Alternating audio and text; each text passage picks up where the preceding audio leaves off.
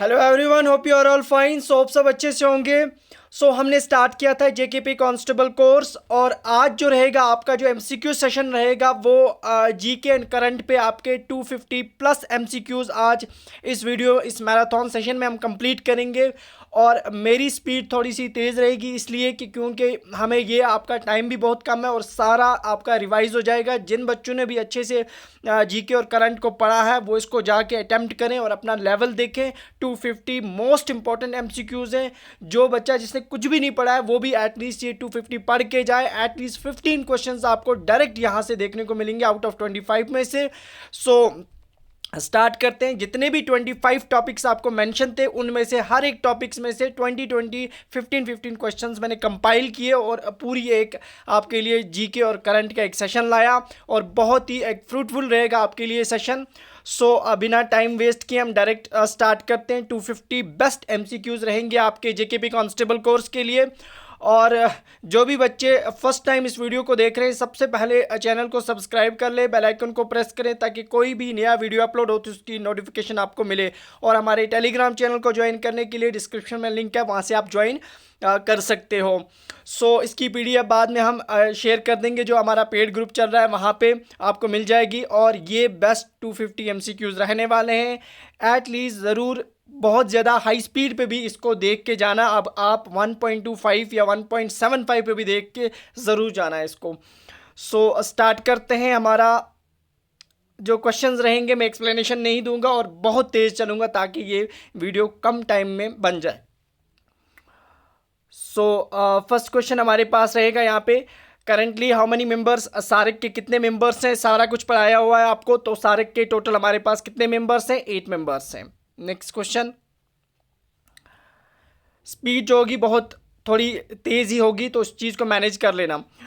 Which when was सारिक एक्स्टेब्लिश, सारिक को कब एक्स्टेब्लिश किया गया था।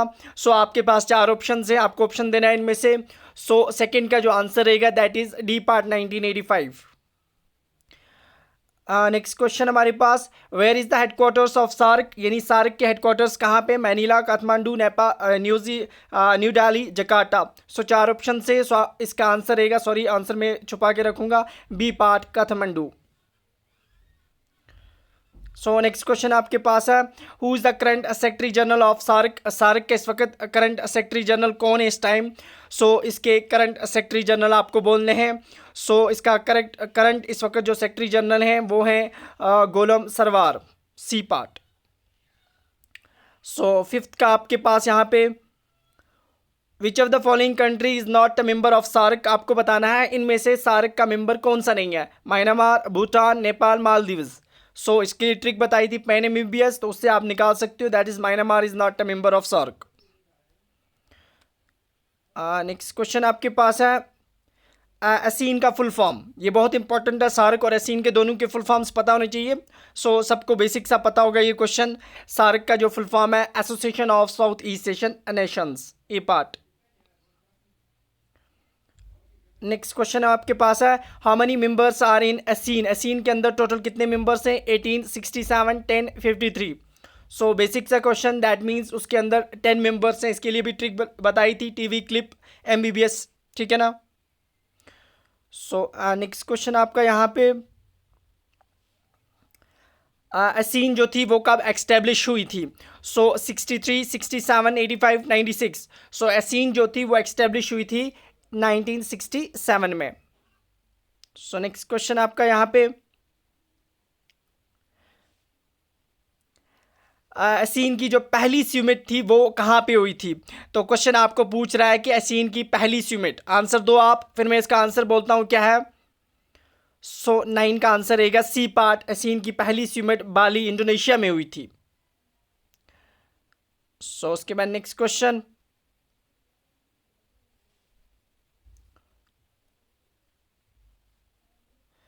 नेक्स्ट क्वेश्चन हमारे पास, हेडक्वार्टर्स एसीन के कहाँ पे हैं, बाली में हैं, जकार्ता, मैनीला, सिंगापुर। एसीन के जो हेडक्वार्टर्स हैं वो हैं कहाँ पे, that is in Jakarta, B part रहेगा इसका आंसर। वो जकार्ता भी इंडोनेशिया में फॉल करता है।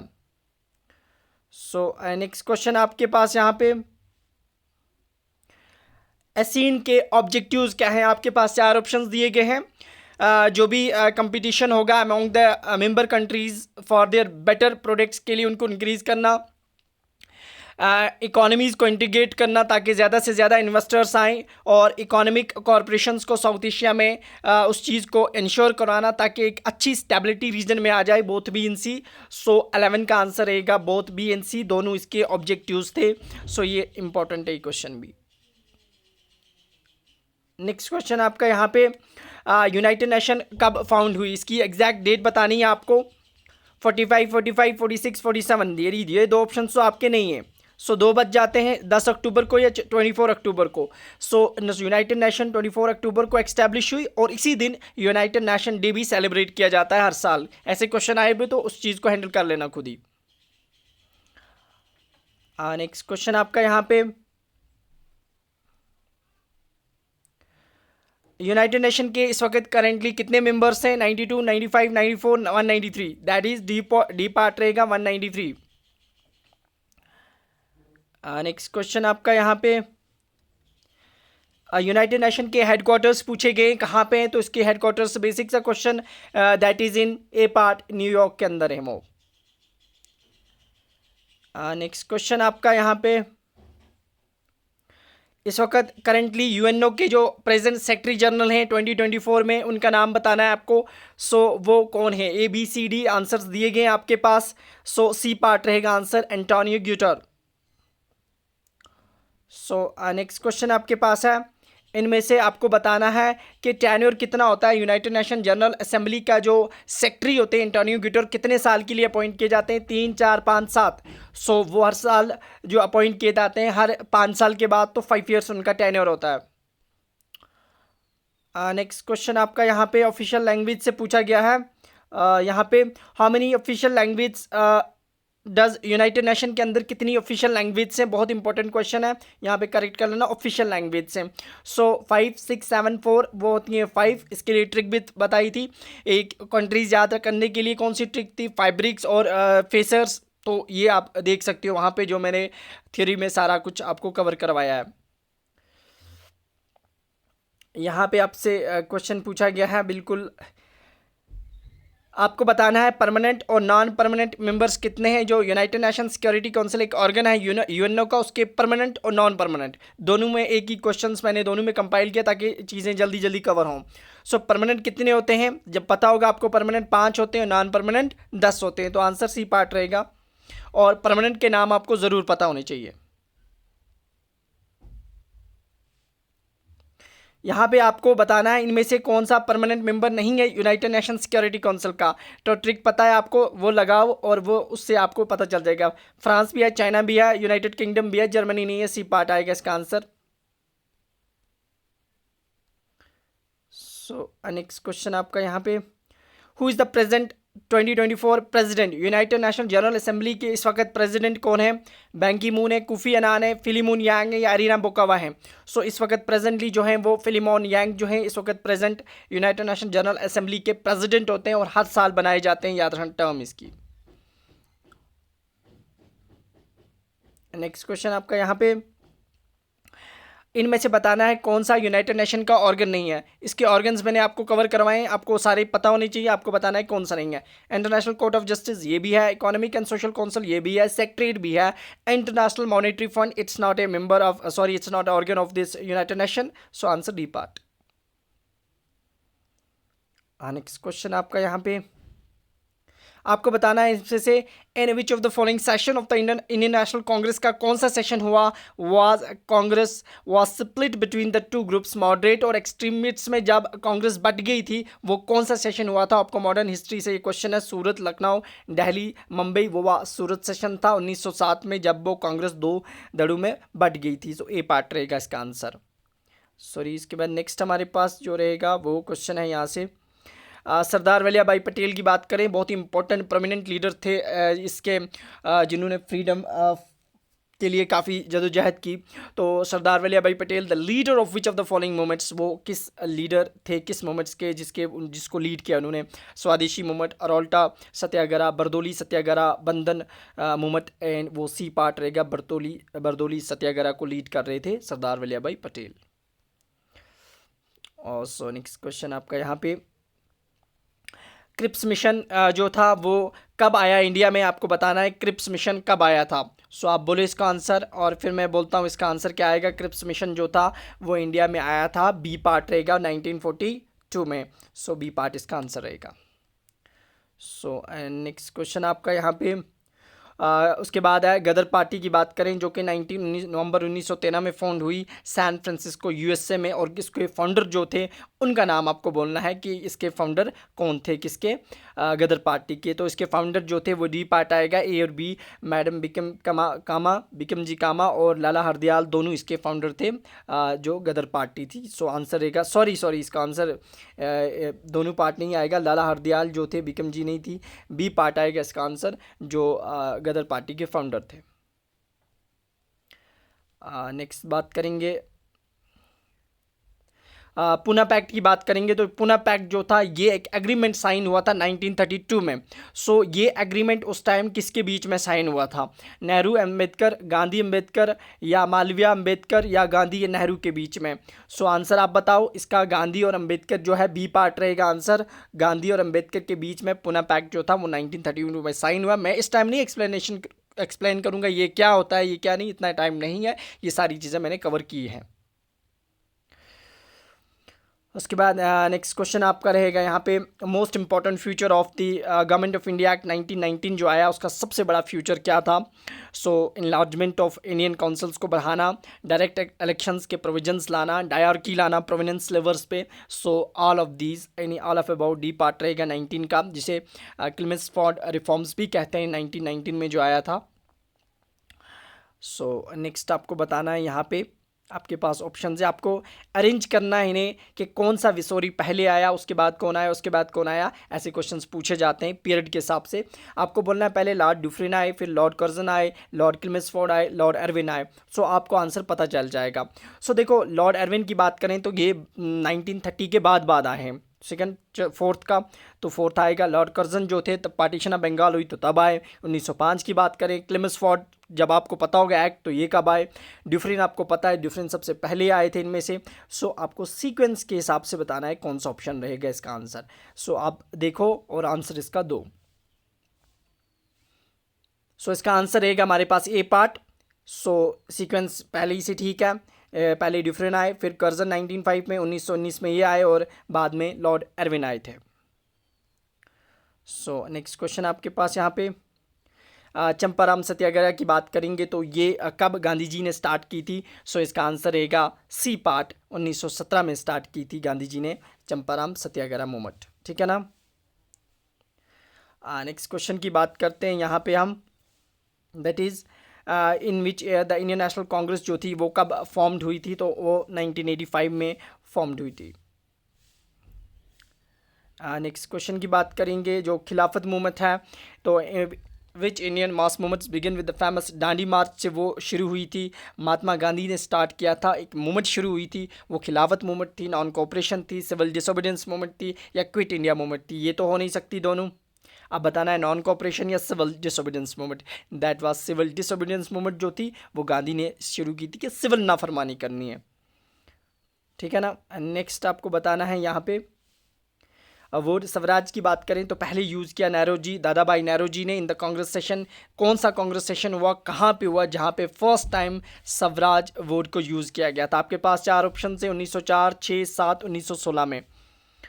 सो इसका आंसर रहेगा बी पार्ट, 1906 जो कोलकाता सेशन था वहाँ पे first time word Swaraj use किया गया था। अरेंज करना है आपको, पहले क्या हुआ फिर क्या हुआ। क्रोनोलॉजिकल ऑर्डर का मतलब होता है टाइम के हिसाब से, पहले कौन सी मूवमेंट हुई, उसके बाद कौन, उसके बाद, तो इस तरह के क्वेश्चंस पूछे जाते हैं। आपके पास ये हैं चार। रोल्टा एक्ट पहले हुआ, civil disobedience movement, Simon commission जो था, बाइकॉट ऑफ साइमन कमीशन, ये तो 1928 के आसपास हुआ। क्विट इंडिया मूवमेंट तो 1942 की बात करते हैं, जब डेट्स पता होंगी। Civil disobedience movement, Rowlatt act satyagraha, तो ये आया था 1919 की बात करेंगे। तो इस हिसाब से आप देखो आपका जो आंसर रहेगा वो क्या रहेगा, वो बी पार्ट रहेगा, first, third, then second and fourth आएगा, ठीक है ना। सो उसके बाद नेक्स्ट आपके पास है इसी तरह से एक और क्रोनोलॉजी पे बेस्ड क्वेश्चन है ये। पहले अगस्टा फॉर आया, पूना पैक्ट आया, थर्ड रॉन कॉन्फ्रेंस आई, तो आपको ऑप्शन देखो, अगस्त ऑफर कब आया था, आपको जब डेट पता होगी, पूना पैक्ट कब साइन हुआ था, डेट पता होगी आपको, राउंड टेबल कॉन्फ्रेंस कब हुई थी, ये सारी चीज़ें कवर की हैं। बस आपको ऑप्शंस देखने हैं जब आपको ऐसे क्वेश्चंस पूछे जाते हैं। सो 34 का आंसर है हमारे पास बी पार्ट। तो पहले हुआ पूना पैक्ट, फिर हुआ थर्ड राउंड टेबल कॉन्फ्रेंस, फिर अगस्त ऑफर, बी पार्ट आएगा आंसर। नेक्स्ट क्वेश्चन आपका यहाँ पे कौन सी मूवमेंट थी, इनमें से कौन सी पर्सनालिटी है was the founder of home rule movement. देखो होम रूल मूवमेंट के फाउंडर कौन थे, सो बाल गंगाधर तिलक, एनी बेसेंट, मोहम्मद अली जिन्ना, महात्मा गांधी। सो 35 का आंसर रहेगा दैट इज 1 एंड 2, बोथ आपके पास आएगा 1 2 एंड 3, 1 3 एंड 4, 1 2 3 4। आपके पास 4 ऑप्शन है, कौन से, देखो बाल गंगाधर तिलक और एनी बेसेंट दोनों जो थे होम रूल मूवमेंट के फाउंडर थे। सो ए पार्ट इसका आंसर रहेगा, ठीक है ना। सो इसका ए पार्ट आंसर रहेगा। सो नेक्स्ट हम पार्टीशन ऑफ बंगाल की बात करेंगे। तो सबको पता होगा पार्टीशन ऑफ बंगाल कब हुई, बेसिक सा क्वेश्चन है, 1905 में हुई थी। इसी तरह से बात करेंगे मोर्लेमेंटो रिफॉर्म्स जो था वो इम्प्लीमेंट हुआ किस ईयर में, तो पूछा जाता है डायरेक्ट, मोर्लेमेंटो रिफॉर्म 1909 में आया। नेक्स्ट क्वेश्चन आपका यहाँ पे इसी तरह से मॉन्टेग्यू क्लिमस फॉर्म रिफॉर्म जो था, क्लिमस फॉर्ड रिफॉर्म्स, ये इंट्रोड्यूस्ड हुआ किस ईयर में, ये 1919 में। दोनों रिफॉर्म्स बहुत इंपॉर्टेंट है, डेट्स याद रखना इनकी। उसके बाद हमारे पास क्रिप्स मिशन पूछते हैं कि क्रिप्स मिशन इंडिया में कब आया था, 45, 42, 40 या फिर 46 में। सो 39 का आंसर रहेगा दैट इज बी पार्ट, 1942 में क्रिप्स मिशन आया था। 46 में कैबिनेट मिशन प्लान आया था, वो याद रखना अलग है। सो आपको साइमन कमीशन जो था वो कब आया इंडिया में, मतलब लैंड कब हुआ इंडिया में, ये पूछा गया है। 27, 28, 29, 1930 में। सो इसका आंसर रहेगा दैट इज बी पार्ट, 28 में साइमन कमीशन इंडिया में लैंड हुआ। नेक्स्ट क्वेश्चन आपका यहाँ से है जो खिलाफत मूवमेंट है इसको स्टार्ट किया 1919 में किस ने, मोहम्मद अली जिन्ना ने, जाकिर हुसैन ने, फ़खरुद्दीन अली अहमद ने, या अली ब्रदर्स। वो थे अली ब्रदर्स, मोहम्मद अली एंड शौकत अली जो थे, इन दोनों ने खिलाफत मूवमेंट स्टार्ट की थी जब तुर्की में मुस्लिम्स के ख़िलाफ़ काफ़ी ये हो रहा था, उसके अगेंस्ट इन्होंने यहाँ पे शुरू की कि ब्रिटिश ऐसा बंद करें। तो वो चीज़ें सारी मैंने कवर की हैं आपको हिस्ट्री में। यहाँ पे आपको डेट पूछ लिया कि गांधी ने स्टार्ट किया डांडी मार्च, ये तो पता ही है, साबरमती आश्रम से लेकर फिर वो अराइव हुए, डांडी जाके पहुँचे। तो ये डेट कब है, कब स्टार्ट हुआ, कब वहाँ पहुँचे, ऐसे क्वेश्चन पूछते हैं। और डांडी मार्च वाज सिविल डिसोबीडियंस मूवमेंट। सो 12 मार्च से शुरू हुआ 1930 में और 5 अप्रैल 1930 को जाके वहाँ पे पहुँचे। टोटल 18 और 5 यानी 26 दिन इनको लग गए थे टोटल इसको ट्रैवल करते करते। तो सब लोगों ने वाइट कपड़े पहने हुए थे, तभी से वाइट रिवर कहा जाता है। तो ये चीज़ें याद रखना इंपॉर्टेंट है। नेक्स्ट हमारे पास क्वेश्चन है यहाँ पे, वो पूछा गया है एरविन पैक्ट गांधी के बीच में साइन हुआ और एरविन के बीच में। Irwin was at that time the viceroy थे उस वक्त, वाइसरॉय थे उस वक्त। सो इनके बीच में साइन हुआ था गांधी और एरविन के बीच में। तो कब हुआ था, डेट आपसे पूछ लिया, 31, 29, 32, 28। तो डेट्स बहुत इंपॉर्टेंट है, आपको याद रखनी है। सो वो 31 में एरविन पैक्ट साइन हुआ था गांधी और एरविन के बीच में। सो नेक्स्ट क्वेश्चन की बात करेंगे तो इंडिया डिवाइड है कितने एग्रो क्लाइमेटिक जोन्स में। So India 15 agro climatic zones में डिवाइड है। नेक्स्ट क्वेश्चन आपके पास यहाँ पे आपको पूछा गया है इनमें से the climate of India is broadly described. India की क्लाइमेट किस तरह की है, इक्वेटोरियल है, पोलर है, semi arid and arid type है, या ट्रॉपिकल मूनसून। तो इंडिया की मेनली जो क्लाइमेट है वो tropical monsoon type of climate है। नेक्स्ट क्वेश्चन की बात करेंगे यहाँ पे, दैट इज़ इनमें से कौन सी स्टेट लार्जेस्ट प्रोड्यूसर है पल्सेस की, मध्य प्रदेश, हरियाणा, पंजाब या बिहार। 2024 की बात करें तो मध्य प्रदेश। नेक्स्ट क्वेश्चन पे आते हैं। नेक्स्ट है इसमें लीडिंग प्रोड्यूसर टी का कौन है 2024 में India, that is Assam, West Bengal, Tamil Nadu, Kerala. That is Assam में 50% ऑफ इंडिया की टी प्रोड्यूस्ड होती है। नेक्स्ट क्वेश्चन की बात करेंगे इनमें से कौन सा लीडिंग प्रोड्यूसर है ऑयल सीड सबसे ज़्यादा 2024 में, that is a part, Rajasthan से सबसे ज़्यादा ऑयल सीड्स प्रोडक्शन होती है। नेक्स्ट आपसे क्वेश्चन पूछा गया यहाँ पे जो विंटर में जो वेस्टर्न साइक्लोनिक डिस्टर्बेंस ऑरिजिनेट होती हैं, जिससे वो हवाएं, जिससे बारिश जो इंडिया के नॉर्दर्न हिस्सों में होती है वेस्टर्न में, विंटर के अंदर, तो वो वेस्टर्न डिस्टर्बेंसेस कहाँ से आती हैं? वो मेडिटेरियन सी, इंडियन ओशन से, Caspian sea, Arabian sea, that is Mediterranean sea, west side से आती हैं वहाँ से। नेक्स्ट आपके पास क्वेश्चन है यहाँ पे, कौन सी Indian state leading producer of rice की 2024 में? दैट इज़ तेलंगाना, क्योंकि वेस्ट बंगाल जो हमारे पास था उसको पीछे छोड़ा है तेलंगाना ने 2024 में, तो लीडिंग प्रोड्यूसर बना है तेलंगाना। ये बहुत इंपॉर्टेंट क्वेश्चन है, इसको याद रखना। इसी तरह से 51 क्वेश्चन है कि आपका लीडिंग प्रोड्यूसर कौन है वीट का 2024 में? यूपी है, मध्य प्रदेश, पंजाब, हरियाणा, वो है यूपी। नेक्स्ट क्वेश्चन आपका यहाँ पे, कौन सी स्टेट लीडिंग प्रोड्यूसर है मेज़ की 2024 में? Karnataka, Madhya Pradesh, Maharashtra, both and B. Karnataka और मध्य प्रदेश दोनों याद रखना, दोनों एग्जैक्ट 15% कंट्रीब्यूट किया इन्होंने मेज़ प्रोडक्शन में 2024 में।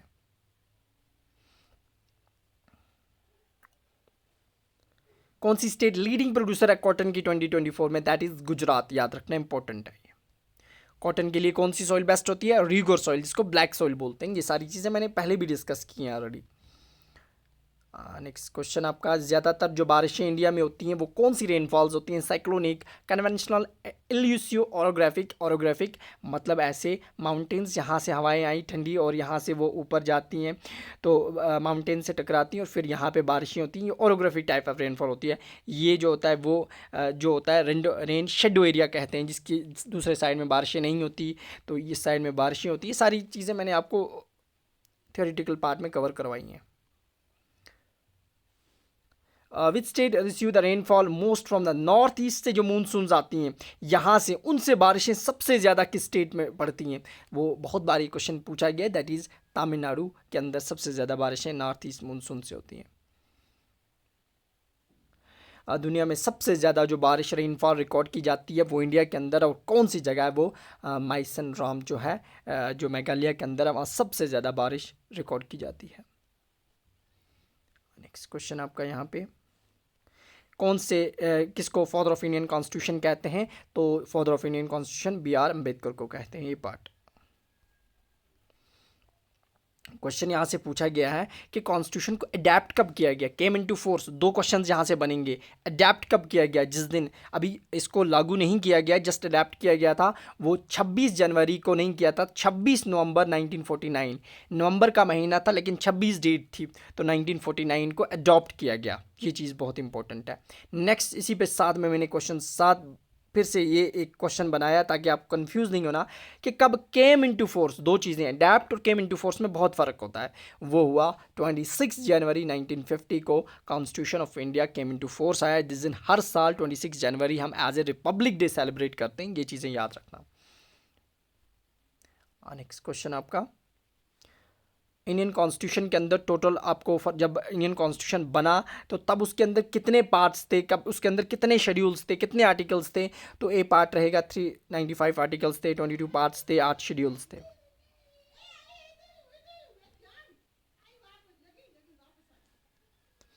फंडामेंटल राइट्स को मेंशन किया गया है किस पार्ट के अंदर? बहुत इंपॉर्टेंट है, फंडामेंटल राइट्स पूछा जाता है कि ये किस पार्ट्स के अंदर मेंशन किए गए हैं। वो पार्ट 3 के अंदर कॉन्स्टिट्यूशन का जो है उसमें मेंशन किए गए हैं।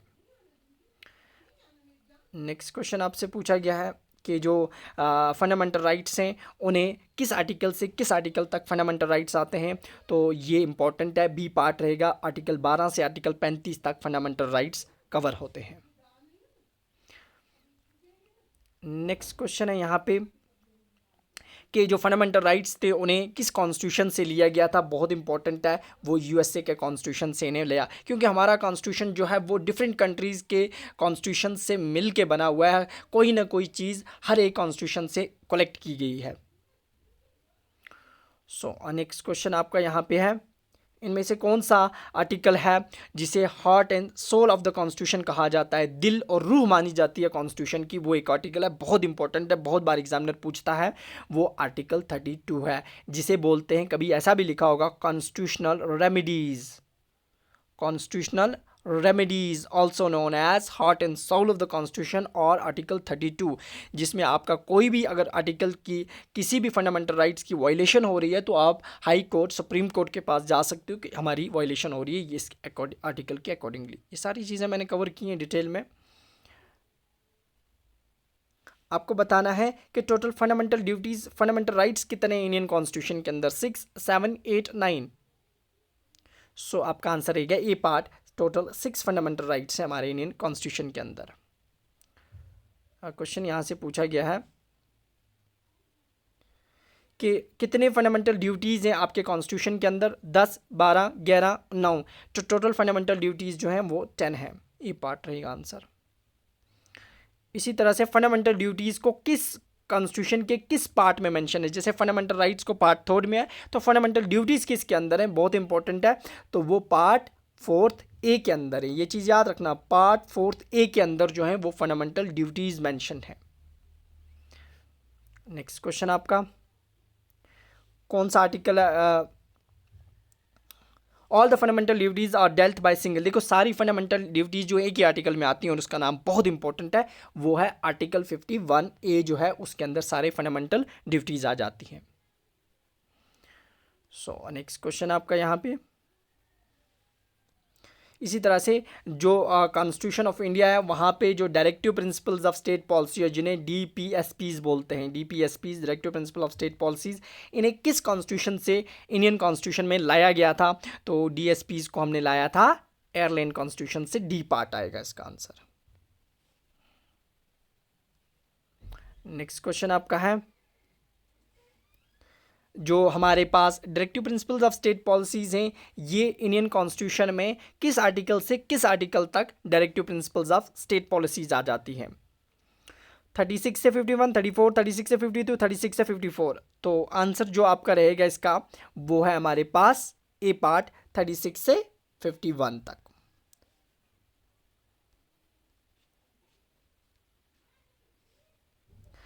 जो directive principles of state policies हैं उन्हें किस पार्ट के अंदर मेंशन किया गया है, वो कौन सा पार्ट है जिसमें directive principles of state policies हैं, वो पार्ट 4 के अंदर है, वो पार्ट 4 के अंदर है।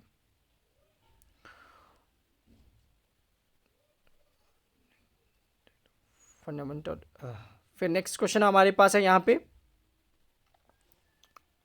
विच of the following physical divisions of the India have oldest land mass.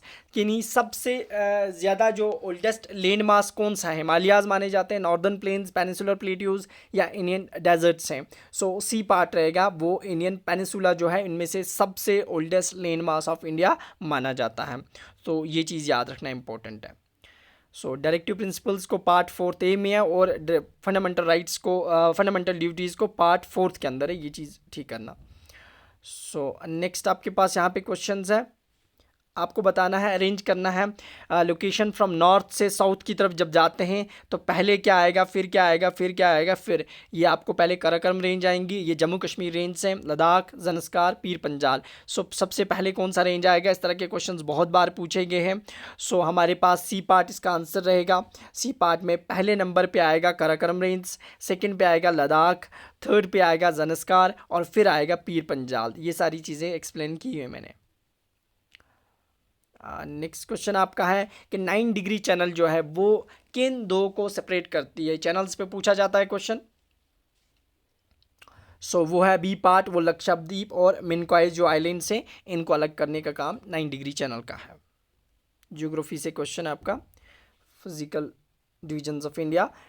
The Lakshadweeps are, ये आइलैंड्स जो हैं ये कहाँ पे हैं, Indian ocean, Arabian sea, bay of Bengal, none of these. ये आपको पता है यहाँ से बे ऑफ बंगाल है, ये अरेबियन सी है, तो ये कहाँ पे है, अरेबियन सी में है, तो इसका आंसर रहेगा बी पार्ट।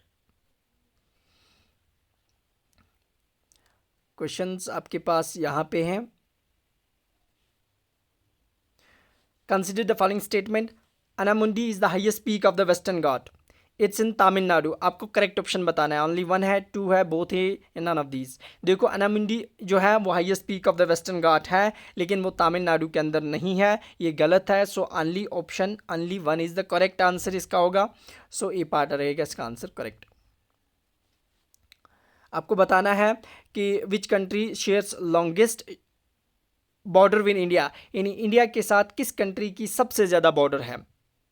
चाइना की, पाकिस्तान, बांग्लादेश, म्यांमार। सो ये क्वेश्चन बहुत बार रिपीट होता है। सी पार्ट बांग्लादेश की सबसे लंबी बॉर्डर है इंडिया के साथ। नेक्स्ट क्वेश्चन आपका यहाँ पे, लॉन्गेस्ट कोस्ट लाइन जो इंडिया के अंदर किस स्टेट की कोस्ट लाइन सबसे ज़्यादा है? कोस्टल एरिया आता है Tamil Nadu, Andhra Pradesh, Goa, Gujarat. That is D part, Gujarat का कोस्टल एरिया सबसे ज़्यादा है। नेक्स्ट आपको यहाँ पे क्वेश्चन पूछा है, मैकमोहन लाइन जो है वो किन दो कंट्रीज के बीच में? ट्रिक है, मिक याद रख लेना, MIC, मिक। सो ये मैकमोहन लाइन किसके बीच में है? इंडिया और चाइना के बीच में। तो ऑप्शन है आपके पास बी पार्ट, इंडिया और चाइना के बीच में। इसी तरह से रेड क्लिफ लाइन कभी पूछते हैं, Radcliffe line RIP, rip याद रखना, रिप रेस्ट इन पीस, तो वो इंडिया और पाकिस्तान के बीच में। ये चीज़ें ताकि आपको लर्न्स रहेंगी, याद रहेंगी कैसे, तो ये खुद आपको सोचना होता है किस तरह से ट्रिक्स बना दे सकते हैं हम इसको, जिससे चीज़ें आपके माइंड में भूलेंगी नहीं, ठीक है ना। इसी तरह से हाईएस्ट पीक हिमालय के अंदर सबसे ऊंची पहाड़ी किस स्टेट के अंदर है? हाईएस्ट पीक दैट इज इन सिक्किम के अंदर है। नेक्स्ट क्वेश्चन आपके पास है, हिमालयन माउंटेन्स जो सिस्टम है वो कौन सा सिस्टम है? कौन से माउंटेन्स है? फोल्ड हैं, वॉल्केनिक माउंटेन्स हैं, ब्लॉक माउंटेन्स हैं, नन ऑफ दीज। हिमालय के जो हैं वो फोल्ड माउंटेन्स में आते हैं। नेक्स्ट क्वेश्चन आपका है, विच of the following island is in active volcanic found? इनमें से कौन सा आइलैंड है जहाँ पे एक्टिव वॉल्केनोज हैं आपके पास? वो है इंडिया के अंदर बैरन आइलैंड्स जो हैं वो एक्टिव वॉल्केनोज ऑफ इंडिया माने जाते हैं। नेक्स्ट क्वेश्चन आपका यहाँ पे, हाईएस्ट पीक साउथ इंडिया की कौन सी है? वो अभी भी बोला, दैट इज अनामुंडी। नेक्स्ट क्वेश्चन आपके पास है, सैडल पीक की बात करते हैं ना। सैडल पीक जो है वो सबसे highest peak Andaman Nicobar islands में मानी जाती है, लेकिन एग्जैक्ट वो किस जगह पे है? वो कौन से अंडमान के अंदर है सैडल पीक? तो ये क्वेश्चन बहुत बार पूछा गया है। सो 84 का रहेगा डी पार्ट, वो नॉर्दर्न अंडमान जो है उसमें है सैडल पीक। नेक्स्ट क्वेश्चन आपका यहाँ पे, which state has largest land area? आपको इनमें से कौन सी स्टेट है इंडिया के अंदर जिसका स्मॉलेस्ट लैंड एरिया है, यानी एरिया के हिसाब से सबसे छोटी स्टेट कौन सी इंडिया की मानी जाती है? तो दैट इज गोवा। अगर एरिया के जगह हम बोलते हैं पॉपुलेशन के हिसाब से सबसे छोटी स्टेट कौन सी है, तो वो होती है हमारे पास सिक्किम। इसी तरह से नेक्स्ट क्वेश्चन आपसे पूछा गया, ऐसे क्वेश्चन पूछेगा जेके एसएसबी कि सबसे बड़ी स्टेट इंडिया की कौन सी है in terms of area, area के हिसाब से कौन सी है? That is Rajasthan. अगर पॉपुलेशन हो जाता है यहाँ पे तो तब कौन होती? तब आपकी होती यूपी। ये क्वेश्चन याद कर लेना, बहुत इंपॉर्टेंट है ये। इसी तरह क्वेश्चन पूछा है, रूफ ऑफ वर्ल्ड किसे कहते हैं? Indira call, Pamir knot, Kanchenjunga, Indira point. That is Pamir knot जो है तिब्बत, इसे रूफ ऑफ वर्ल्ड कहते हैं। नेक्स्ट आपके पास क्वेश्चन है यहाँ पे, डार्क कंटिनेंट पूछा गया है, कौन सा कंटिनेंट? दैट इज अफ्रीका को डार्क कंटिनेंट कहते हैं। नेक्स्ट क्वेश्चन आपका यहाँ पे, which country is known as land of 1000 lakes किसको बोलते हैं? Ireland, Canada, Finland, Norway. That is Finland को लैंड ऑफ 1000 लेक्स के नाम से जानते हैं। नेक्स्ट आपका क्वेश्चन है, the continent through which imaginary line, tropic of cancer, tropic of Capricorn, equator, तीनों एक ही कंट्री से पास होते हैं, तो वो कंट्री कौन सा है दुनिया में? दैट इज, वो कौन सा, सॉरी कंट्री नहीं है, कॉन्टिनेंट है, that is Africa. Africa continent जो है उसमें से ये तीनों पास होते हैं। नेक्स्ट क्वेश्चन आपका यहाँ पे, ring of fire, ring of fire क्यों बोलते हैं इसे? क्योंकि यहाँ पे बहुत ज़्यादा सिस्मिक एक्टिविटीज़ देखने को मिलती हैं, काफ़ी ज़्यादा यहाँ पे। सो रिंग ऑफ फायर इसलिए बोलते हैं, आपको वॉल्केनोज यहाँ पे बहुत ज़्यादा मिलते हैं इस बेल्ट में। तो ये कौन सा बेल्ट है जिसे रिंग ऑफ फायर के नाम से जानते हैं? दैट इज़ डी पार्ट, ये सर्कम पैसिफिक बेल्ट जो है इसे रिंग ऑफ फायर बोलते हैं। 92 क्वेश्चन हमारे पास है, द स्ट्रेट ऑफ गिब्राल्टर की बात करें, ये कहाँ पे है? ये अबेरियन पेनिनसुला में, Indian peninsula, Cape of York peninsula, Arabian peninsula, that is in Iberian peninsula.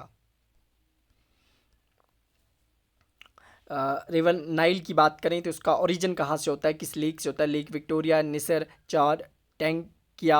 सो ये लेक विक्टोरिया से इसका ओरिजिन होता है, जो दुनिया का सबसे लंबा रिवर कहता है, लॉन्गेस्ट रिवर। ना वॉल्यूम के हिसाब से अमेजोन है, लेकिन लॉन्गेस्ट के लेंथ के हिसाब से नाइल है। सो नेक्स्ट क्वेश्चन आपका, इनमें से कौन सी lake largest lake of the world मानी जाती है? दैट इज कैस्पियन सी जो है ये सबसे लार्जेस्ट लेक ऑफ वर्ल्ड है, B part, salt water lake. Next, Superior lake जो है फ्रेश वाटर लेक है। Deepest point in the world, दुनिया का सबसे गहरा पॉइंट मैरीना ट्रेंच है, और ये किस ओशन में आता है? ये तो पता है आपको, पैसिफिक के अंदर रहता है, लेकिन एग्जैक्ट पूछ लिया कि कहाँ पे। ये वेस्ट नॉर्थ पैसिफिक के अंदर आता है, बस आप इतना याद रखना है, ये पैसिफिक ओशन के अंदर दुनिया का सबसे डीपेस्ट पॉइंट है। तो इतना ज़्यादा डीप नहीं जाएंगे आपको कि वेस्ट नॉर्थ पैसिफिक पूछ लें, लेकिन फिर भी चीज़ याद रखना। इनमें से कौन से माउंटेन रेंज हैं जो एशिया को यूरोप से अलग करते हैं? ये आपकी वर्ल्ड जियोग्राफी जो थी वहाँ पे मेंशन है सिलेबस में, तो वहाँ से क्वेश्चन है। ये एशिया और यूरोप को यूराल माउंटेन्स जो हैं वो अलग करते हैं, यूरेशिया। क्वेश्चन पूछा है कि which is the largest desert of the world, दुनिया का सबसे बड़ा डेजर्ट कौन सा? Antarctica desert, Gobi, Thar, Sahara desert. तो सबसे बड़ा पूछा गया, दैट इज अंटार्कटिका डेजर्ट। अगर यहाँ पे पूछता कि which is the largest hot desert पूछता, तब होता सहारा डेजर्ट। तो जर्नल में पूछा है तो तब अंटार्कटिका है, अगर हॉट पूछता तो वो सहारा डेजर्ट होता है। Antarctica is a cold desert है। तो अब जर्नल में पूछेगा तो अंटार्कटिका आएगा, कोल्ड पूछेगा तो अंटार्कटिका आएगा, हॉट पूछेगा तो सहारा डेजर्ट आएगा। नेक्स्ट क्वेश्चन आपके पास है, विच of the following states Loktak lake, India की लोकटक लेक कहाँ पे है? That is in, Loktak lake पे बहुत बार क्वेश्चन आता है, that is in Manipur. India की नॉर्थ ईस्टर्न स्टेट मणिपुर है, वहाँ पे लोकटक लेक आपको मिलेगी।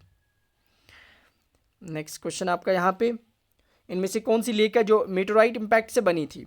सो वो लोनर लेक है, जो कि महाराष्ट्र के अंदर है। नेक्स्ट क्वेश्चन आपका, इनमें से कौन सी हार्ट शेप्ड लेक होती है? That is D part, Hussain Sagar lake जो है हार्ट शेप्ड लेक होती है। नेक्स्ट क्वेश्चन आपका यहाँ पे, इनमें से कौन सी लेक जो है वो टेक्टोनिक एक्टिविटीज़ से बनी है? बहुत इंपॉर्टेंट लेक है, और वो इंडिया की सबसे बड़ी फ्रेश वाटर लेक मानी जाती है, that is Wular lake. That is the largest fresh water lake of India, and it's form due to tectonic activities की वजह से ये बनी थी। नेक्स्ट क्वेश्चन आपका यहाँ पे, इनमें से first Indian wetland of international importance, पहली रामसर साइट इंडिया की कौन सी थी? बहुत इंपॉर्टेंट है ये। तो दैट इज चिल्का लेक, जो उड़ीसा में है, पहली रामसर साइट डिक्लेयर्ड हुई थी, जो कि इंडिया की सबसे बड़ी सॉल्ट वाटर लेक है ये। Next question, largest oxbow lake, meanders. फिर यहाँ पे मींडर्स क्या होते हैं? ऐसे ऐसे बनता है रिवर्स, फिर यहाँ पे रिवर कट हो जाता है, तो ऐसे ऐसे ऐसे ऐसे यहाँ पे रिवर कट हो जाएगा, यहाँ ऑक्सबो लेक बन जाएगी। मींडर से उसे ऑक्सबो लेक बोलते हैं। इंडिया की सबसे बड़ी oxbow lake that is Kanwar lake, जो बिहार के अंदर है। नेक्स्ट क्वेश्चन है यहाँ पे, लार्जेस्ट फ्रेश वाटर लेक, अभी बोला कि सबसे बड़ी फ्रेश वाटर लेक कौन सी है? वुलर लेक है इंडिया की, जो जम्मू एंड कश्मीर के बांडीपुरा डिस्ट्रिक्ट में है। नेक्स्ट इज इंदस का ऑरिजन, एग्जैक्ट नहीं पूछा है, किस रेंज से निकलता है? तो इंदस का ऑरिजन जो है वो कैलाश रेंज से है, डी पार्ट। क्वेश्चन यहाँ पे पूछा है कि इनमें से कौन सा वेस्ट फ्लोइंग रिवर है? ये इंडिया का साउदर्न पार्ट है, वेस्ट मीन्स हो गया इस साइड में फ्लो करते हैं। ये ऐसे क्वेश्चन बहुत बार पूछे जाते हैं, महानदी, गोदावरी, तापी, कवरी। तो वो है तापी और नर्मदा, ये दोनों याद रखना, ये वेस्ट फ्लोइंग रिवर्स हैं। नर्मदा एंड तापी, एनटी याद रख लेना, ये वेस्ट फ्लोइंग है। मैक्सिमम बाकी रिवर्स जो हैं वो ईस्ट फ्लोइंग रिवर्स हैं। सो नेक्स्ट क्वेश्चन आपका है, द तिब्बतन रिवर सैंगपो की बात करेंगे, वो इंडिया में एंटर होता है किस स्टेट से? अरुणाचल, आसाम, मणिपुर, नागालैंड। दैट इज आसाम से होता है, इंडिया की नॉर्थ ईस्टर्न स्टेट, यहाँ से एंटर होता है।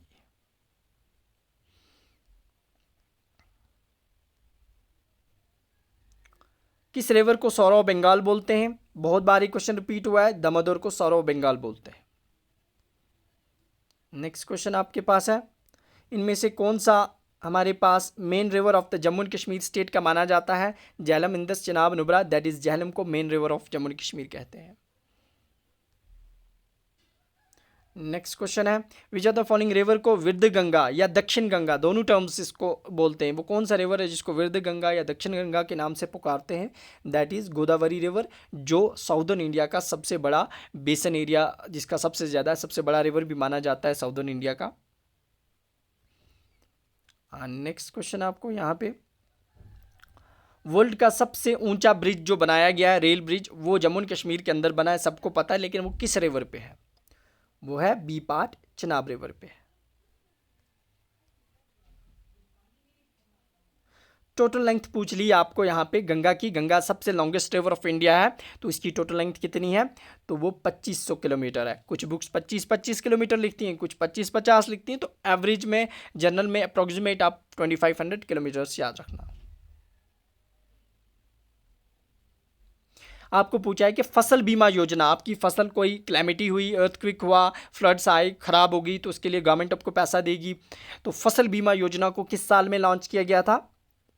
सेंट्रल स्पॉन्सर्ड स्कीम से क्वेश्चन है। सो उसको लॉन्च किया गया था 2016 में।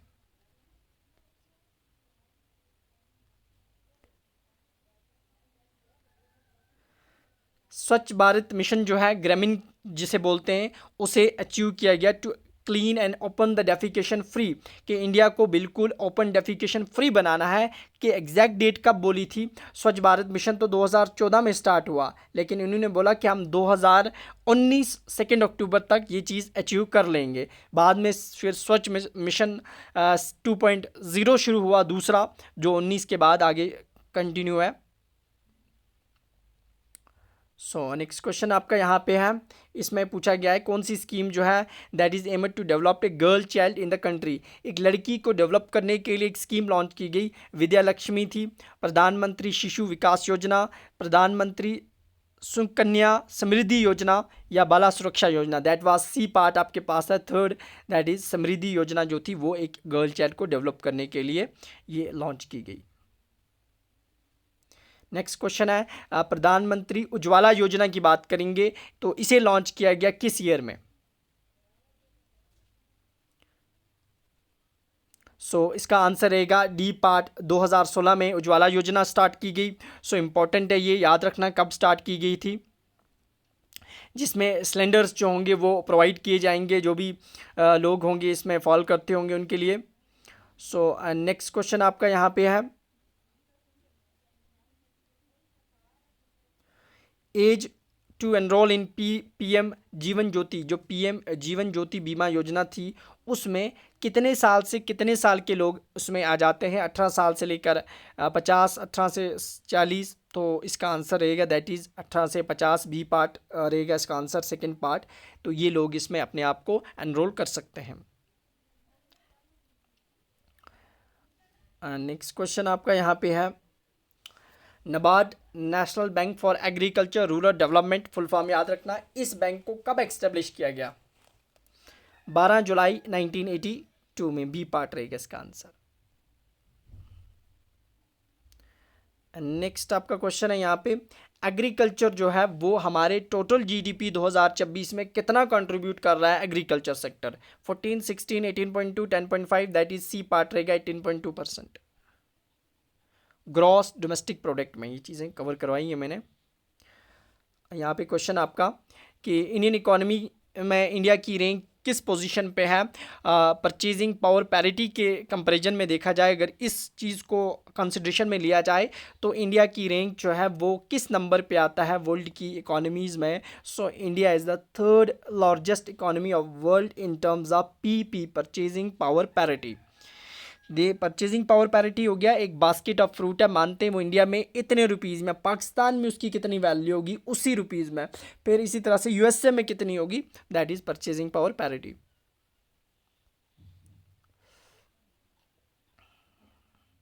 आपको पूछा गया balance payment includes the component. देखो बैलेंस पेमेंट में कौन कौन से कंपोनेंट्स आ जाते हैं? First, second, third, fourth, current account, capital account, unilateral payments accounts, official statement accounts, revenue. तो ये सारे ऑप्शंस हैं, आप देखो इसका आंसर क्या रहेगा। सो ये चीज़ें मैंने पढ़ाई हैं आपको फॉरेन ट्रेड में, इंडियन फॉरेन ट्रेड में, तो ए पार्ट रहेगा इसका आंसर।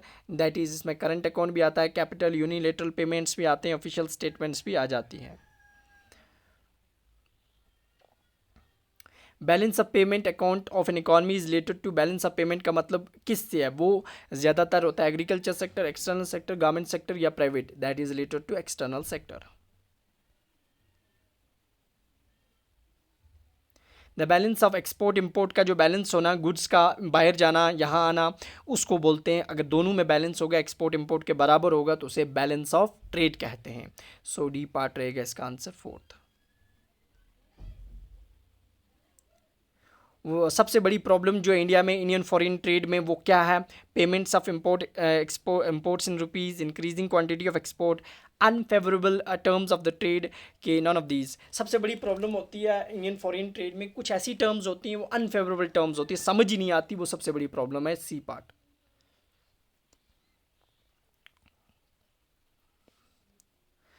कॉमनवेल्थ गेम्स पे क्वेश्चन पूछा गया कि पहली कॉमनवेल्थ गेम्स कब स्टार्ट हुई थी? सो वर्ल्ड ऑफ स्पोर्ट्स में सारी चीज़ें कवर की हैं। सो वो ए पार्ट है, वो 1930 में स्टार्ट हुई थी।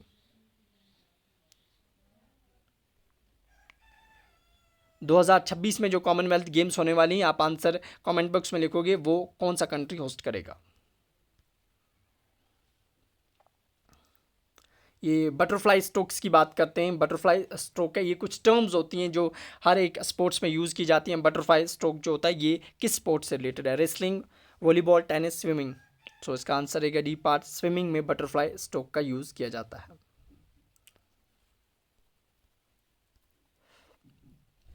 राइडर कप आपको पूछा है कि राइडर कप जो होता है ये किस स्पोर्ट्स में दिया जाता है?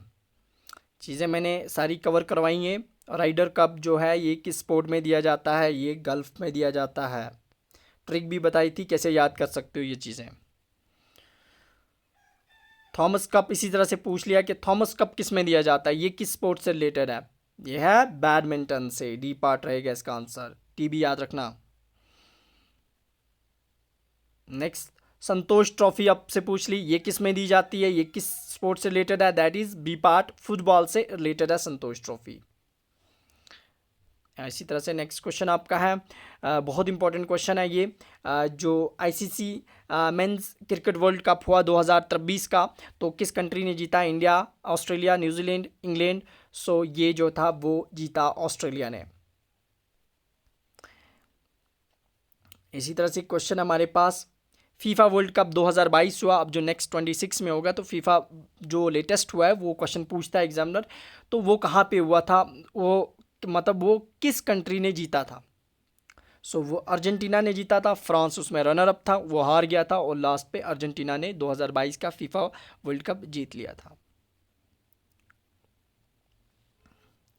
आईसीसी T20 वर्ल्ड कप 2026 में इसी साल हुआ, ICC T20 world cup mains का, वो किसने जीता? तो उस बार वो इंडिया ने जीता है। तो बहुत इंपॉर्टेंट क्वेश्चन बन जाता है ये। सो बी पार्ट इसका आंसर रहेगा।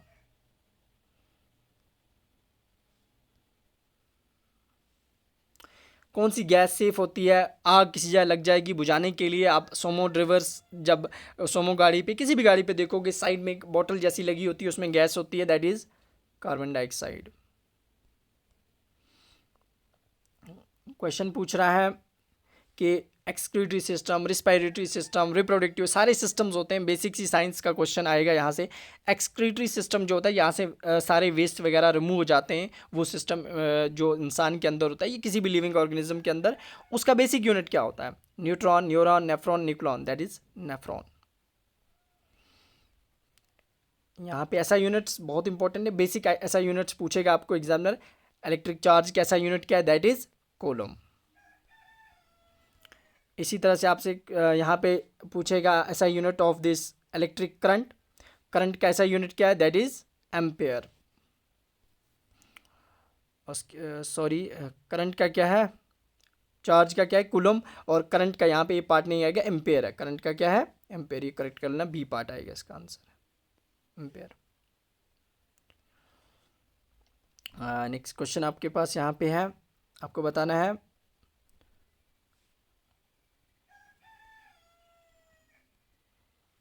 हाँ, name the metal which is easily cut by knife, चाकू से आसानी से कट करते हैं। Sodium, lead and mercury, that is sodium. Next question आपका यहाँ पे, ऐसा यूनिट ऑफ फोर्स, फोर्स कैसा यूनिट क्या होता है? न्यूटन। नेक्स्ट क्वेश्चन आपका इसी तरह से पूछा गया है यहाँ पे कि जो पावर ऑफ लेंस होता है, लेंस पावर, उसका ऐसा यूनिट क्या होता है? That is dioptre. Next question आपके पास यहाँ पे रेजिस्टेंस का ऐसा यूनिट पूछा है, रेजिस्टेंस का क्या होता है? अहम, बी पार्ट। नेक्स्ट आपके पास क्वेश्चन है यहाँ पे, कौन सा मेटल है जो रूम टेम्परेचर, जो नॉर्मल रूम टेम्परेचर उस पर लिक्विड में रहता है? Sodium, magnesium, mercury, lithium. So that is mercury. ये लिक्विड मेटल पूछ रहा है यहाँ पे। अगर नॉन मेटल की बात करेंगे, कौन सा नॉन मेटल होता है जो रूम टेम्परेचर में लिक्विड में रहता है? That is bromine. ये बहुत इंपॉर्टेंट है, ये बेसिक से एवरीडे साइंस के क्वेश्चन है। सबसे बड़ा ग्लैंड ह्यूमन बॉडी का कौन सा है? That is liver. Next question है हमारे पास, जो बायोगैस होती है जिसे गोबर गैस कहते हैं, इसका मेन कांस्टेंट कौन होता है? सबसे ज़्यादा इसमें होती है मीथेन, CH4, कभी ऐसे भी लिखा होगा।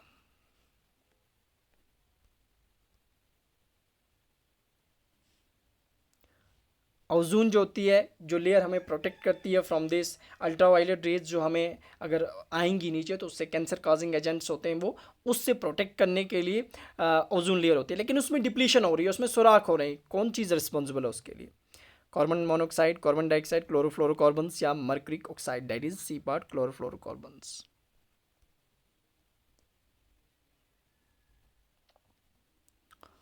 कैपिटल ऑफ दिस, अफगानिस्तान का कैपिटल कौन सा है? Kabul, Herat, Kandahar, Ghazni, that is Kabul. Next आपसे यहाँ पे पूछा है बांग्लादेश का कैपिटल क्या है? तो बांग्लादेश का जो कैपिटल है वो है दैट इज ढाका। करेंसी क्या है इसकी? टक्का। इंपॉर्टेंट है। ईरान इस टाइम न्यूज़ में बहुत इंपॉर्टेंट है, या क्वेश्चन बन सकता है। कैपिटल ऑफ ईरान क्या है हमारे पास? Tehran, Baghdad, Nassau, Bogota, that is Tehran. Israel news में इन दिनों बहुत इंपॉर्टेंट है, क्वेश्चन बन सकता है यहाँ से। करेंसी ऑफ इसराइल क्या है? दैट इज शकील, इसकी करेंसी है, और इसका कैपिटल क्या है? जेरूसलम, सेलम, ठीक है ना। रशिया की जो नेशनल करेंसी है दैट इज, रशिया भी न्यूज़ में था, रशिया यूक्रेन वॉर चल रही थी, सो इसका जो नेशनल करेंसी है दैट इज रूबल। जापान की करेंसी पूछी गई है, सो एशियन कंट्री इंपॉर्टेंट है, जापान और चाइना की पूछ लेते हैं। तो जापान का येन करेंसी है जापान की, और चाइना की पूछेंगे तो वो यॉन है, या रिमिम्बी भी कभी कभी इसको बोलते हैं। नेक्स्ट करेंसी मलेशिया की करेंसी बहुत इंपॉर्टेंट है, एग्जामिनर ये फेवरेट है, एग्जामिनर के पूछता है। तो उसकी करेंसी क्या है? मलेशिया की रिंगिट है। इसका कैपिटल क्या है? दैट इज़ कोलालमपुर, इसका कैपिटल है। जापान का कैपिटल क्या है? टोक्यो। ये चीज़ें याद रखना इंपॉर्टेंट है। इनमें से कौन सी सबसे ओल्डेस्ट लैंग्वेज ऑफ इंडिया की है? दैट इज़ तमिल सबसे ओल्डेस्ट लैंग्वेज है।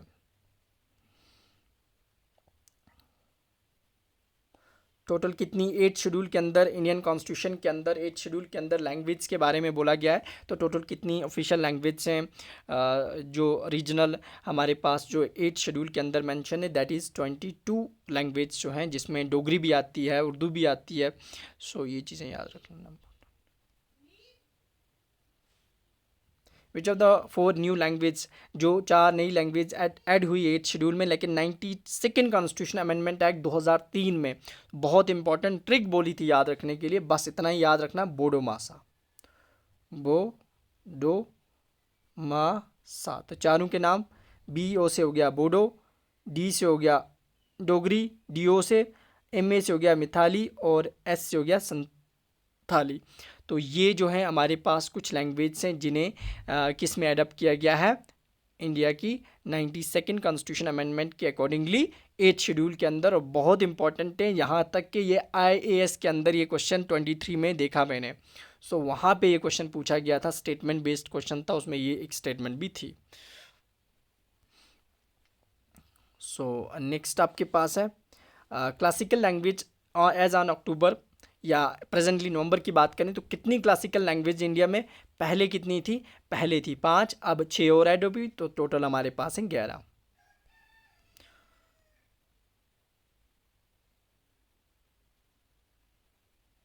सो नेक्स्ट क्वेश्चन है कौन सी लैंग्वेज है जिसे regional language of India through 71st constitutional amendment act 1992 में एडप्ट किया गया? सो वो थी, ट्रिक बोली थी ये याद करने के लिए, कोमानी। कोमानी, को से हो गया कोकनी, एम ए से हो गया मैनपुरी, एन ई से हो गया Nepali. So all of these आएगा डी पार्ट।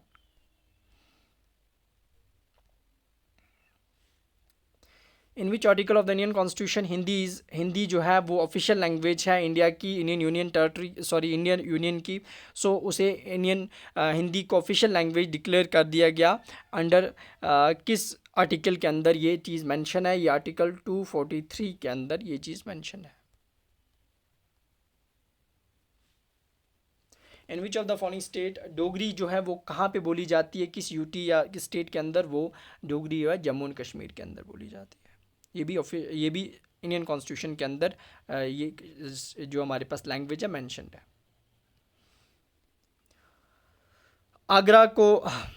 आगरा में ताजमहल जो था वो किसने बनवाया था? शाहजहां ने। नेक्स्ट क्वेश्चन, इसी तरह से जो दिल्ली रेड फोर्ट है दिल्ली के अंदर वो किसने बनवाया था? वो भी शाहजहां ने। नेक्स्ट क्वेश्चन बात करेंगे, आगरा फोर्ट की बात करेंगे, यूपी के अंदर है तो आगरा फोर्ट की बात करें वो अकबर ने बनवाया। नेक्स्ट बात करते हैं, किसे मुंबई का ताजमहल कहते हैं? सारी चीज़ें कवर कराई हैं, वो गेटवे ऑफ इंडिया को।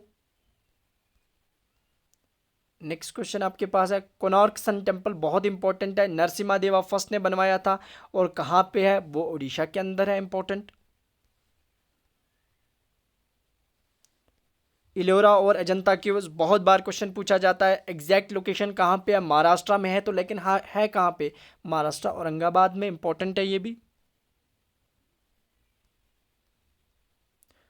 नेक्स्ट है अजंता टोटल केव्स कितनी है?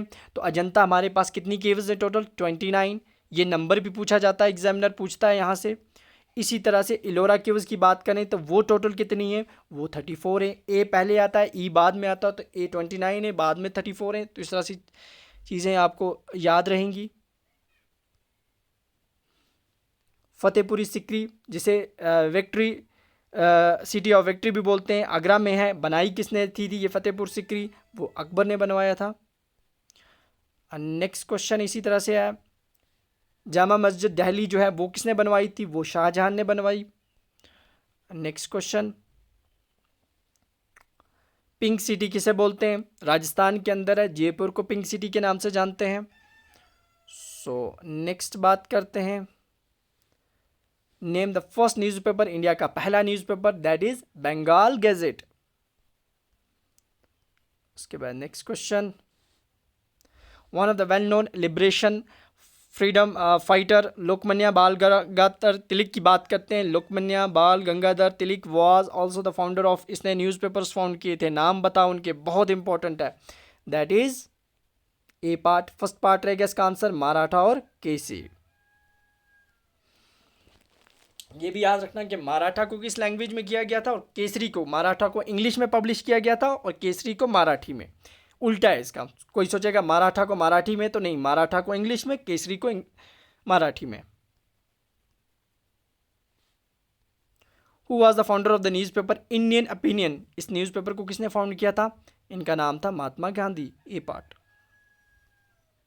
नेक्स्ट इसी तरह से न्यूज़पेपर संबद खमुडी को किसने फाउंड किया था? राजा राम मोहन रॉय ने, इंपॉर्टेंट है ये भी। नेक्स्ट, मैगजीन एक पब्लिश की महात्मा गांधी ने, उसका नाम था Swatantra, the Times, Young India, Indian Mirror, that is C part, third part Young India.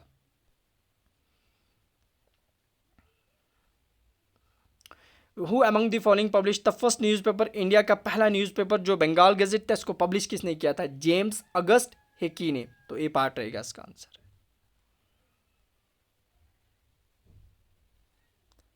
Oldest English daily, मतलब ये डेली ये न्यूज़पेपर आता था। सबसे ओल्डेस्ट इंग्लिश डेली इंडिया का कौन है? So that is C part, the Times of India.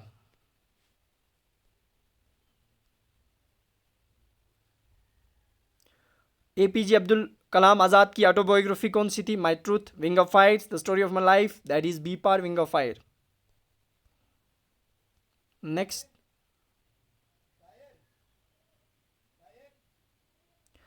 Author of Mahabharata, Mahabharata का ऑथर कौन था? Valmiki, Vyasa, Vishnu Sharma, that is B part. Vyasa जो थे वो महाभारता के ऑथर थे। India wins freedom, it's autobiography किसकी है? India wins freedom, that is B part, Abdul Kalam Azad की ऑटोबायोग्राफी है ये। Who among the following, which of the book following book is the autobiography of Dalai Lama की ऑटोबायोग्राफी है उसमें, that is B part, freedom in exile जो है ये Dalai Lama की ऑटोबायोग्राफी है। The author of world famous Harry Potter series जो बच्चों ने देखी होगी, सबने देखी होगी, उसके ऑथर कौन है? सो उसका आंसर बी पार्ट रहेगा, जेके रोवलिंग है इसके answer author. Who wrote discovery of India जो है ये किसने लिखी है? महात्मा गांधी, सरदार वल्लभ भाई पटेल, इंदिरा गांधी, जवाहरलाल नेहरू। ये इंडिया के first prime minister Jawaharlal Nehru ने लिखी है the discovery of India.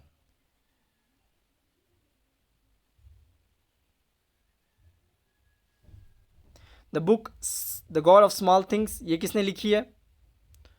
The God of small things बहुत इंपॉर्टेंट बुक है, ये अरुंधति रॉय ने लिखी है, ये पार्ट रहेगा इसका answer. Who is the author of the autobiography the struggle, the Indian struggle? तो इस ऑटोबायोग्राफी के ऑथर कौन है? The Indian struggle, C part रहेगा, सुभाष चंद्र बोस जो हैं वो इंडियन स्ट्रगल के ऑथर हैं। An inquiry into nature and the cause of wealth of nations, ये बुक जो है एक इकोनॉमिस्ट ने लिखी थी, उनका नाम था एडम स्मिथ, जिसे फादर ऑफ इकोनॉमिक्स कहते हैं। उसके बाद next 87 question, who was the author of the India of my dreams? India of my dreams इसके ऑथर कौन थे? सो इसके आंसर थे ए part, Mahatma Gandhi. Next question है यहाँ पे, माई एक्सपेरिमेंट विद ट्रूथ, ये इंपॉर्टेंट बुक है, बहुत बार एग्जाम में पूछी गई बुक है, और इसके ऑथर थे M K Gandhi, Mahatma Gandhi.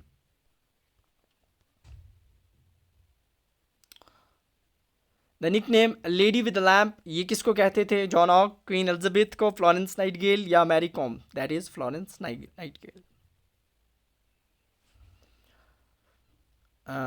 Next question है यहाँ पे, कपिल देव जो है उन्हें एक निक नाम से पुकारते थे, Haryana hurricanes, the wall, Viru Dada, Haryana hurricane. Iron man of India किसे कहते थे? That is D part, Sardar Vallabh Bhai Patel को iron man of India.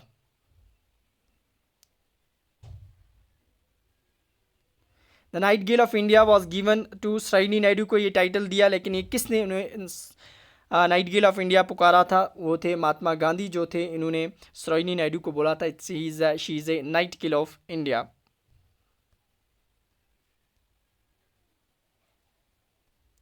Which of the following person is called man of peace? Man of peace किसको बोलते थे?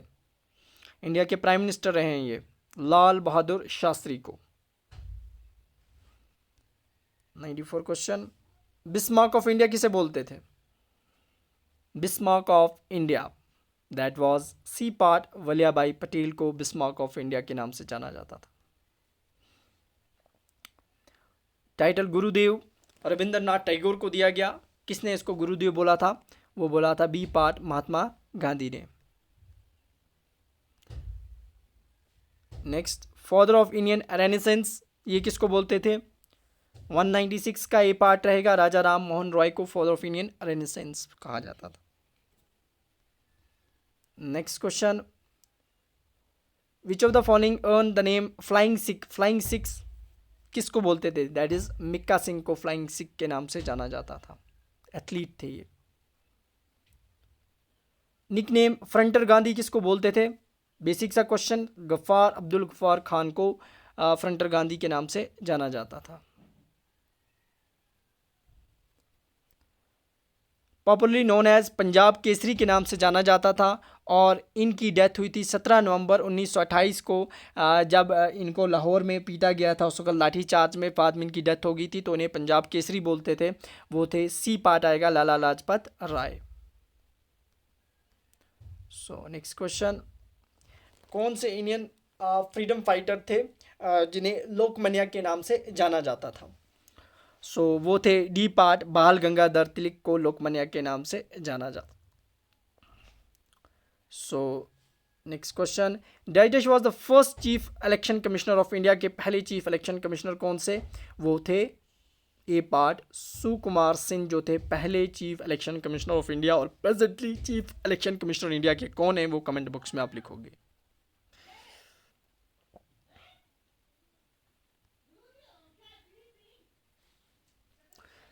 लार्जेस्ट डेल्टा वर्ल्ड का कौन सा है? Ganga Brahmaputra, Amazon, Indus river या Danube delta? That is Ganga Brahmaputra delta जो वेस्ट बंगाल में बनता है।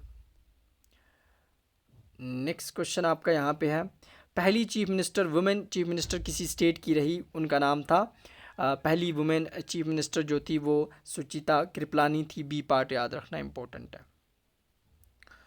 नेक्स्ट क्वेश्चन आपके यहाँ पे, पहली फीमेल चीफ जस्टिस किसी स्टेट हाई कोर्ट जो इंडिया में पहली उसकी चीफ जस्टिस बनी थी, एक औरत बनी थी। सो उनका नाम था लीला सिथ। बहुत इंपॉर्टेंट है ये भी, फर्स्ट में से ये क्वेश्चन है। सो इंडिया का सबसे ओल्डेस्ट रिएक्टर जो कि न्यूक्लियर रिएक्टर है वो है Apsara, that is D part.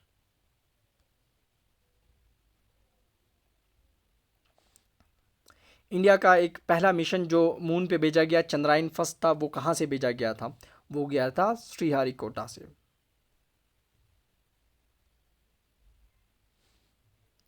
पहले एजुकेशन मिनिस्टर इंडिपेंडेंट इंडिया के, जब इंडिया आज़ाद हुआ तो पहले एजुकेशन मिनिस्टर कौन बने थे? अब्दुल कलाम आज़ाद। C part.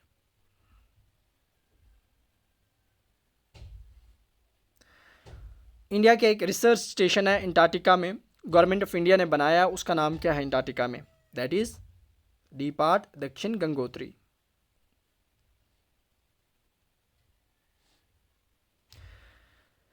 पहली इंडिया की वुमेन जिसने इंग्लिश चैनल को स्विम किया, उनका नाम था Arati Saha. A part.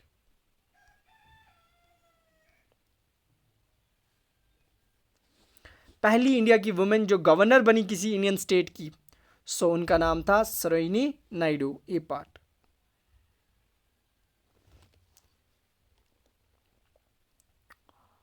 Next question है आपके पास, who was the first Indian to receive the Raman Magsaysay award, जिसे दिया गया for his contribution to community leadership के लिए पहला इंडियन जिसे रमन मैगसेसे अवार्ड दिया गया था वो थे आचार्य विनोबा भावे।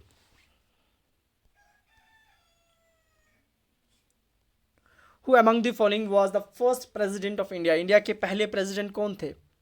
डॉक्टर राजेंद्र प्रसाद।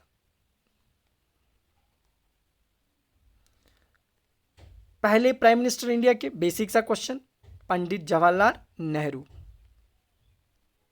कुछ बच्चे सोच रहे होंगे बेसिक है, लेकिन आपसे यही चीज़ें पूछी जाएंगी। ये एग्ज़ाम जब आप 1 दिसंबर को, अब 3-4 दिन बचे हैं, दे के आओगे फिर मुझे बोलना।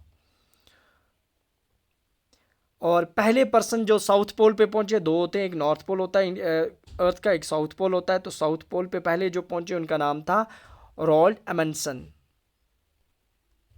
इसी तरह से पहले इंसान जो पहुंचे नॉर्थ पोल पे, उनका नाम था रॉबर्ट पेरी।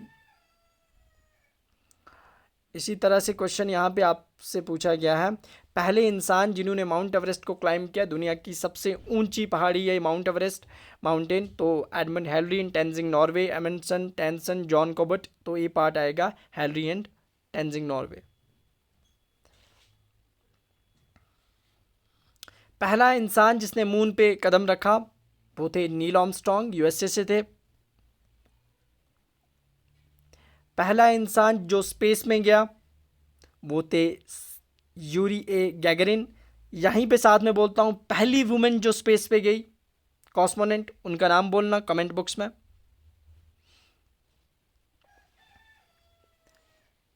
करंट से क्वेश्चन, 16 जो सुमिट ब्रिक्स की हेल्ड कहाँ पे हुई ये?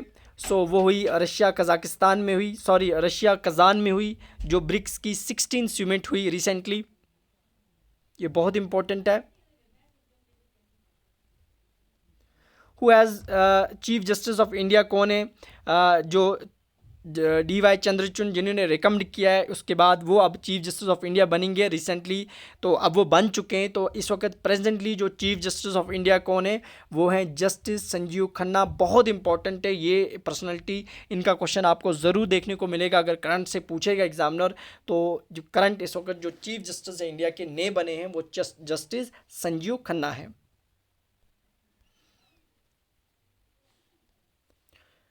टाटा के जो नए चेयरमैन बने, क्योंकि रिसेंटली जो रतन टाटा है उनकी डेथ हुई है 2024 में, तो नए जो चेयरमैन बने उनका नाम है न्योन टाटा।